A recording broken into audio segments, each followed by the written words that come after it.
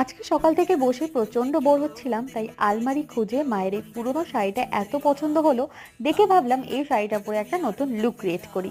আমি বিয়ের আগে একদম না শাড়ি পরতে পারতাম না, কিন্তু যবে থেকে বিয়ে হয়েছে আর শাড়ি পরতে আমার এতই ভালো লাগে যে এখন শাড়ি পরা একদম শিখে গেছি নিজে নিজে। আজকে শাড়িটার সাথে যে ব্লাউজটা পরেছি কেউ লিঙ্ক চেয়েও না, এটা আমার অফলাইনে কেনা।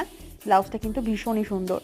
আর তারপরে একদম হালকা একটা মেকআপ করেছিলাম, না করার মতো। তার সাথে একটা ছোট্ট টিপ পরেছিলাম, আর ইয়াররিং অনেকগুলোই দেখছিলাম পরে পরে কোনটা ভালো লাগে।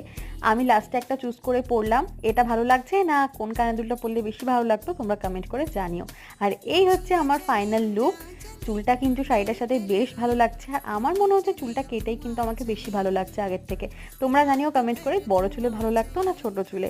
তো এই হচ্ছে আমার ফাইনাল লুক। আজকে কেমন হয়েছে লুকটা অবশ্যই তোমরা কমেন্ট করে জানিও। আর যদি ভিডিওটা ভালো লেগে থাকে চ্যানেলটাকে সাবস্ক্রাইব করো, ভিডিওটাকে লাইক করো আর শেয়ার করো। টাটা।